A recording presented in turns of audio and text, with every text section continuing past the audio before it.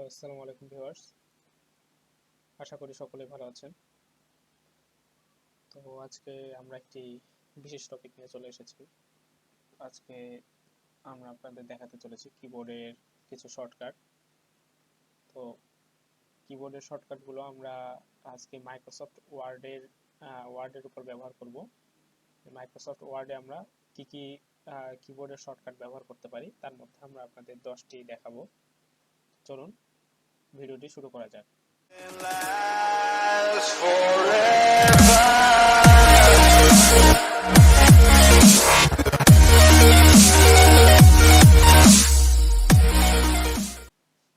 তো প্রথমে আমাদেরকে যেতে হবে মাইক্রোসফট ওয়ার্ডের একটি ডকুমেন্ট নিতে হবে। তো আমার ডকুমেন্ট নেওয়া আছে, তো আমি ডকুমেন্টটা ওপেন করে নিই।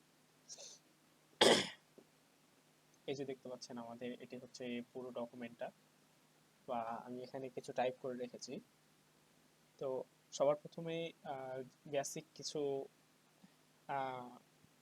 যেগুলো শর্টকাটস রয়েছে, যেমন আমরা যদি সম্পূর্ণটাকে পুরো টেক্সটটাকে সিলেক্ট করতে চাই কিবোর্ডের মাধ্যমে, তবে আমরা এখানে কন্ট্রোল এ প্রেস করলেই আমাদের সম্পূর্ণ টেক্সটটি সিলেক্ট হয়ে যাবে। মানে পুরো পেজে যতটুকু টেক্সট থাকবে সম্পূর্ণটি কন্ট্রোল এ প্রেসের মাধ্যমে সিলেক্ট হয়ে যাবে। এরপর আমরা যেটিকে কপি করতে চাই আমরা সেটিকে সিলেক্ট করে নিব আগে। আপনি যদি পুরোটি কপি করতে চান তাহলে কন্ট্রোল এ প্রেস করবেন, তাহলে পুরোটি সিলেক্ট হয়ে যাবে। তারপর কন্ট্রোল সি প্রেস করলেই সম্পূর্ণটি কপি হয়ে যাবে। তো দেখুন আমি এখানে যদি কন্ট্রোল সি এর মাধ্যমে কিন্তু আমি সম্পূর্ণটি কপি করে নিয়েছি। এবার কন্ট্রোল আমরা এটাকে পেস্ট করার জন্য আমরা মাউসের বাম পাশে যদি প্রেস করি তাহলে এখান থেকে আমরা পেস্ট করতে পারবো। আবার আমরা যদি এখানে কন্ট্রোল ভি প্রেস করি তবে দেখতে পাচ্ছেন আমাদের কিন্তু সম্পূর্ণটি এখানে পেস্ট হয়ে গিয়েছে। তো আমরা এই অবস্থাটা চলে এসেছে। তো আমরা যদি এটিকে আবার যদি আগের মতো করতে চাই বা আমরা কোনো কিছু আনডু যদি করতে চাই তবে আমরা কন্ট্রোল জেড যদি প্রেস করি তবে সেটি আবার আগের মতো হয়ে যাবে, মানে সেটি আগের অবস্থা যেমন ছিল তেমন হয়ে যাবে। তো এখানে দেখতে পাচ্ছেন যে আমরা কিন্তু এখানে আবার পেস্ট করে দিলাম, কন্ট্রোল ভি পেস্ট করে দিলাম। এখন আবার যদি আমরা কন্ট্রোল জেড প্রেস করি আবার কিন্তু দেখুন আগের মতো হয়ে গেল। এরপর যেটি হচ্ছে কাট। তো আমরা কোনো একটি ধরে নিন একটি টেক্সট আমরা সেখান থেকে সম্পূর্ণটি নিয়ে নিব, ওখানে কিছু রাখবো না বা সেখান থেকে আমরা কপি করে নিব না। তো যার জন্য আমাদেরকে প্রথমে আগে হয়তো টেক্সটটি সিলেক্ট করতে হবে, তারপর ডান পাশে মাউসে ক্লিক করে এখান থেকে আমাদের যে কাট অপশনটি রয়েছে এখান থেকে আমরা কাট করতে পারবো। আমরা যদি মাউস দিয়ে না করে যদি কিবোর্ড দিয়ে শর্টকাটে করতে চাই তবে কন্ট্রোল এক্স যদি আমরা প্রেস করি দেখুন এটি কিন্তু কাট হয়ে গিয়েছে। আমরা আবার এখানে এটি পেস্ট করে দিব, কন্ট্রোল ভি প্রেস করে দেখুন এখানে কিন্তু এটি পেস্ট হয়ে গিয়েছে। তো কন্ট্রোল এক্স এর মাধ্যমে আমরা সেটিকে কাট করতে পারবো।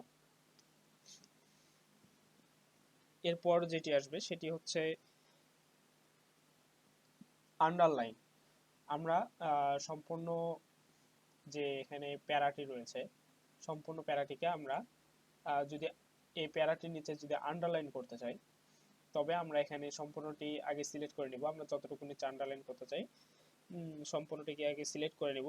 সিলেক্ট করার পর কন্ট্রোল ইউ যদি প্রেস করি তাহলে দেখতে পাচ্ছেন সম্পূর্ণটির নিচেই কিন্তু আন্ডারলাইন হয়ে গিয়েছে। আবার যদি আপনারা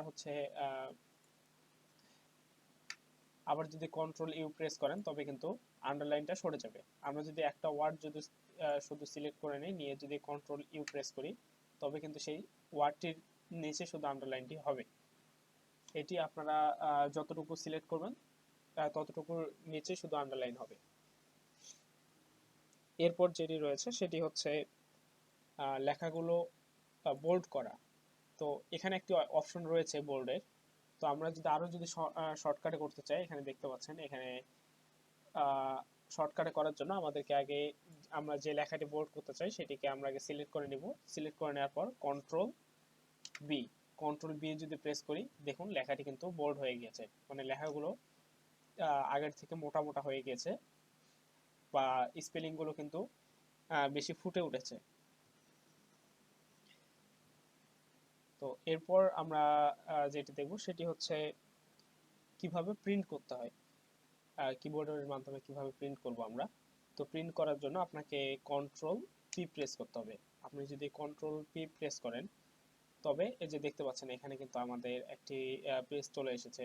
এখানে কপিস 1, এখানে কিন্তু সমস্ত ডিটেলস কিন্তু আপনার এখানে শো করবে। আপনার পেজ আপনি কয় পেজের মধ্যে করতে চাচ্ছেন বা কয়টা পেজ আপনি এটাতে ব্যবহার করবেন, কয় কপি করতে চাচ্ছেন, তো এখানে এই ডিটেলসে কিন্তু সম্পূর্ণটাই কিন্তু এখানে শো করবে। এভাবে কিন্তু আপনারা এখান থেকে আপনার যদি পিসি বা ল্যাপটপ যদি প্রিন্টারের সাথে কানেক্ট করা থাকে, তবে সেখান থেকে আপনি প্রিন্ট আউট করে নিতে পারবেন। তো এটি ছিল আমাদের আজকের শর্টকাট কিবোর্ড শর্টকাট ট্রিক্স। এটি শুধুমাত্র মাইক্রোসফট ওয়ার্ডের জন্য নয়, আপনারা চাইলে এটিকে আপনি নর্মাল পিসির কাজেও ব্যবহার করতে পারেন। তো আজকের ভিডিওটি এতটুকু ছিল। ধন্যবাদ। আসসালামু আলাইকুম।